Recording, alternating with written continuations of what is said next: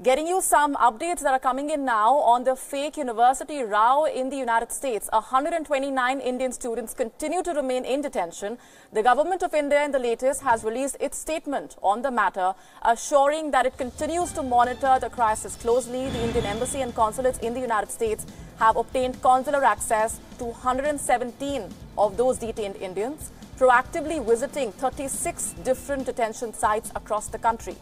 Consular access to the remaining students, the efforts towards that continue, including through the 24/7 helpline that's been set up by the embassy, and outreach to the community continues. Indian government also assuring assistance is being extended to the Indian students in obtaining legal advice and connecting them to community support services.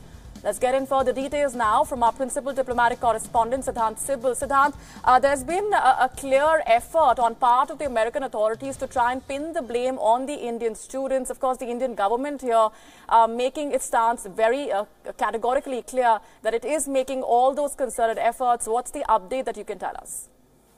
Well, the latest update is this only, that the Indian government has said that the consular access has been given to a lot of Indian students, and 24/7 the government of India through its consulates in Atlanta and of course the mission in Washington, trying to make sure that all the legal aid has been given to these Indian students, 129 Indian students who have been detained in the fake university scam. This fake university was set up by the U.S.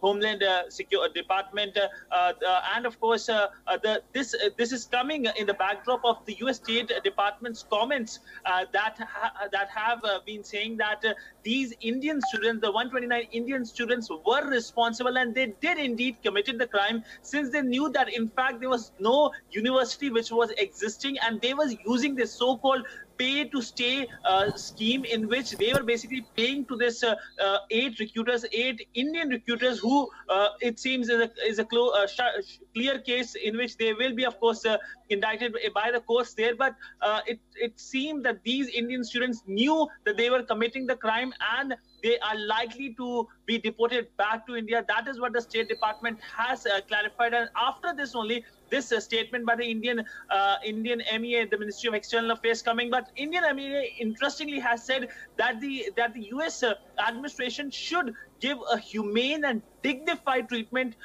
to the entire saga, especially to the Indian students, and of course to make sure that they should be given a living arrangement during the detention period. Remember, these detention centers in the United States are notorious for not giving a proper treatment to the people who are stationed there, and we do not exactly know what are the conditions in which these Indian students are living, but the Indian mission is making sure that they are at least given a legal aid. All right, Siddhant Sibal, keeping a close eye on the developments coming in from the Indian side as far as those 129 students in the US are concerned. Thanks very much indeed for that quick roundup.